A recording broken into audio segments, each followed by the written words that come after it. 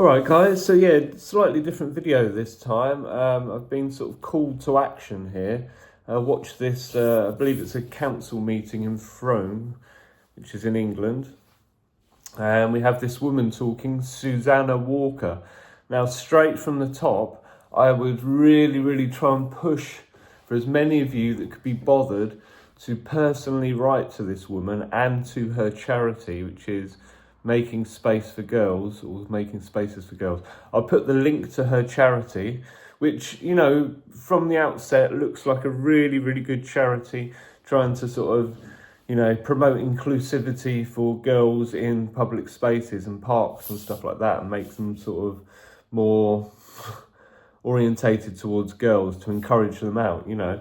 And I understand the premise of the charity, and I'm sure she's very well intentioned, and I'm not, you know, should not be like a hate campaign against Susanna Walker in any regards. However, I just briefly wrote to her personal email address and to her charity, and I'll put what I wrote in my letter to her. I'll put the video up now of her talking, and I just want to encourage as many of you to send a message, you know, that's, you know, polite and, you know, well-meaning. Nothing, no sort of hateful stuff to her at all like that, but just to sort of make her accountable for her actions. She's a woman who has influence, and to see someone like her with influence talking the way she is horrific. She's calling skateboarders homophobic. She's saying Sky Brown is actively putting girls off of skateboarding. Sky Brown, Olympic medalist, skates for Skateboard GB. She's trying to say that she actually will make girls feel depressed. So that's like saying any influential woman is going to put off any other young women and make them feel depressed and not worthy and stuff like that. So complete load of rubbish. What other things? I don't know. Watch for yourself. It's basically coming from a very angry, hateful space. We don't need any place for what she's saying at all. Skateboard's a very inclusive place. It's obviously, when skate parks are left, you know, and they're not maintained and there's no sort of like community involvement, obviously, you know, any social space that's just, you know, not maintained leads to degeneracy and, you know, antisocial behaviour. You know, you get people drinking, smoking there. You know, there's skateboarders that are dicks. That's just like in anything else in the world, you know. She moans that, you know, there's hardly any, you know, there's less skateboarders that are girls in the skate park. Well, yeah, I think if you just Google it, there's something like 80% of men are skateboarders, 20% of women are skateboarders. Just like in, you know, a lot of sports, there just tends to be more men that are interested in doing it, especially the more dangerous sports where there's sort of injuries and stuff like that, you know. That's not anything alarming to say. It's just kind of factual, you know. So yeah, it's really sort of niggled me, this. So I went and wrote to the charity and to her personally to air my views and opinions on what she said, and I think she needs to be held accountable for what she said. So yeah, if you've got like 5 minutes, 10 minutes, you know, write from your own personal experience what you think and sort of challenge this woman on what she said, because like I said, it's not on at all. So anyway, I got the inspiration from this. I saw this video on Dan Webb's YouTube channel, so props to Dan Webb. Go and watch his video because he sort of breaks it down. He's very good at it. And he got the original footage from Skate Till You Puke's YouTube channel. I'll put the links below so that you can give them some love. And yeah, watch the video. It's crazy. It's worth saying that I'm a resident of Frome, but I'm also an expert. I'm probably one of the top 5 experts in the UK on making public spaces more inclusive for women and girls. I work on it at a national level. Tomorrow I'm in a seminar with the Department of Transport. I'm flying to Northern Ireland next week to talk to all the councils and their contractors about making more inclusive spaces. I've worked specifically on teenage girls and parks as a co-founder of Make Space for Girls for 4 years, so I do know what I'm talking about. Now, the specific thing that Rob alluded to is the public sector equality duty. This says that a public authority should have due regard to eliminating discrimination, minimising disadvantage, taking steps to meet the differing needs of protected groups, and also encouraging them to take part in public life or any other activity where their participation is law. And I won't read you the details, but the case law says even if you think that you're doing all right, you have a duty to go and get the research and data. And I'm afraid to say that Frome Town Council policies are not data. And the result is that the documents that the council have produced around the skate park have not given councillors enough factual information to make a fair decision. For example, it says in the briefing document that the skate park, quote, helps increase a sense of belonging for all teenagers, regardless of gender or protected characteristics. The equality impact assessment says that the likely outcome of the skate park on the protected characteristic of sex is to create spaces that are safe for all, regardless of their biological or physiological characteristics. And under gender reassignment, it gets even better, to create a space that defies socially constructed characteristics of women and men. Now, I would love to see this lovely inclusive skate park because it does not exist. It does not exist in the UK, it does not exist in America, it does not exist in Australia or New Zealand or Canada. And so... Let's just let Susanna speak for now. We'll come to questions. So let's look at some research data. This is a published academic research co-authored by a professor writing about Nottingham, which is purportedly the most skate-friendly city in the UK, and supported by Skateboard GB. The conclusion is, quote, skateboarding spaces remain dominated by white, middle-class male participants with a historic prevalence of hypermasculine and homophobic culture. Now, I could quote you another 10, 15 documents that say this. I cannot quote you a single document that supports what is in the Frome Town Council documents. It's basically vibes. Wouldn't this be lovely if this happened? At best, I would say it's misleading, but also crucially, interventions are not working. I've worked for 2.5 years with one of the skate park manufacturers to try and create more inclusive skate parks. I spoke to their designer about 8 months ago. He said, we're starting to build them. It's not changing the demographic. They're still massively dominated by boys and young men. And there's also evidence that programming, again, from the same Nottingham Research Project, programming doesn't work. It gets the girls on the skate park while there is somebody there to organise the programming, same with indoor skate parks. But as soon as that programming is gone, it does not have any effect on uptake of skateboarding. So let's go to some more missing statistics. 85% of skateboarders are male. 2% of teenage girls skateboard. I make that 21 girls in Frome. In surveys, 90% of girls...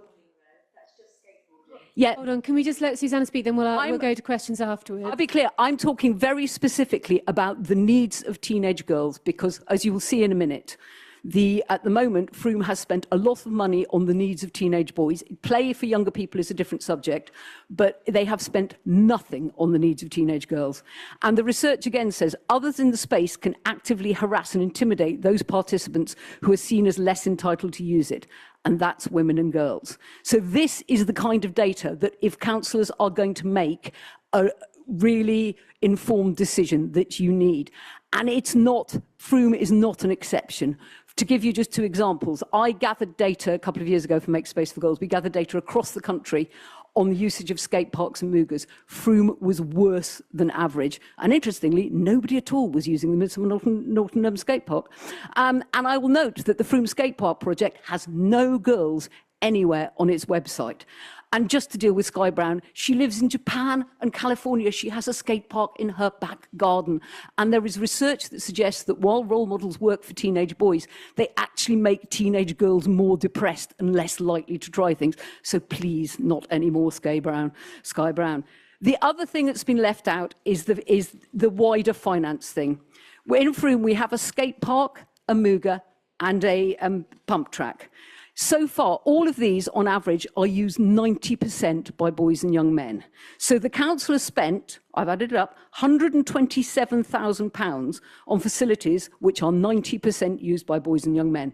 It's proposing to spend another £45,000 minimum on a facility which will, and you can say all you like, it's going to be lovely, but it's not, be used predominantly by boys and young men, and take out a £400,000 loan. And under the Equality Act, it's the decision to take out that loan. It doesn't matter what where the money comes from. So that's north of £500,000 on facilities mostly used by men and boys.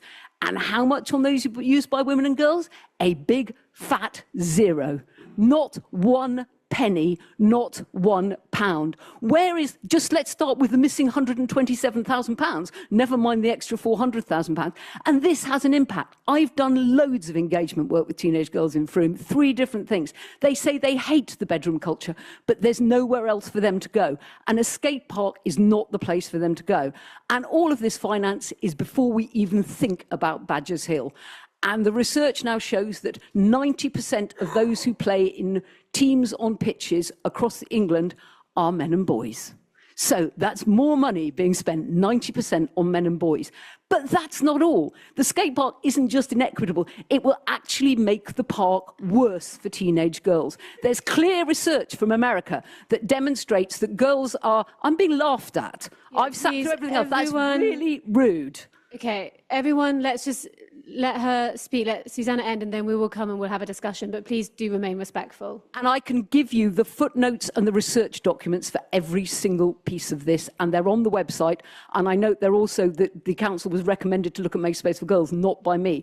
And a lot of this research is on their website, and it should have been included. But teenage girls are less likely to use a park. They're great news, parks are good. They're more active where there's a park, unless that park has a skate park. In which case they are less active. The Green Flag Awards, good luck with that, because that recommends putting a skate park well away from any facilities used by teenage girls. The only facility we have that teenage girls tell us they like in Frome is the big swing. If you put the skate park by it, they are going to be less likely to use it. And by saying we're bringing more people in outside, you're bringing more dodgy young men that they don't know and making them feel even less safe. Can you just be careful about making accusations? Well, but in the sense, I mean dodgy in the sense that they don't know them. Unknown young men. Let's move on. So, also, let's deal with antisocial behaviour. Susanna, can you wrap on about a minute, please? Yes. The poster child for this is Dorchester, where the skate park apparently produced a 40% reduction in antisocial behaviour. That's because they were skateboarding down the front steps of the police station. It didn't change people's lives, it just moved the skateboarding. One final thing, concrete. As a Green Council, I do not understand how you can justify dumping a load of concrete into the main green space in Frome. If concrete were a country, it would be the 3rd largest emitter of CO2 after China and America. An indoor skate park with plywood would be much more sustainable. So I don't think that the data in any way justifies the skate park. I'm very happy to help with references, with gathering data, with working with teenage girls for free. And if you agree to this motion, councillors, Frome will indeed be made differently. But the difference will be that unlike councils up and down the country, which are now realising how exclusive and unfair their provision for teenagers is, and how it doesn't conform to equality legislation, Frome will be different in clinging on to the embedded sexism and discrimination that it currently has in its parks and public spaces. So do you want to vote for old-fashioned exclusion and sexism? Or do you want to create a better, fairer Frome? Now you've heard what she's had to say, hopefully, like me, you've just thought, what on earth, okay? So, write to her, okay? She has not got a clue, okay, about inclusivity in skateboarding. It's one of the most inclusive activities there are. If you just Google, like, women's skate clubs, women's skate communities, there are loads. The same with trans. There's loads of non-binary trans skateboard collectives all around the country. And this is amazing. This is what makes me proud of skateboarding. And she's openly just trying to push that down and sort of call, which she said at some point, dodgy boys or whatever like that and stuff like this. She's really coming from a place of hatred and anger, and it's not right, especially with the influence she has. So write to her, write to her charity as well. She needs to be held accountable. And like I said, the charity looks well-intentioned and everything like that, and agree with lots of what her intentions are. So be polite, be nice, be sincere, and be respectful if you are to email her, okay? But yeah, anyway, I had to make this video. Thanks for watching.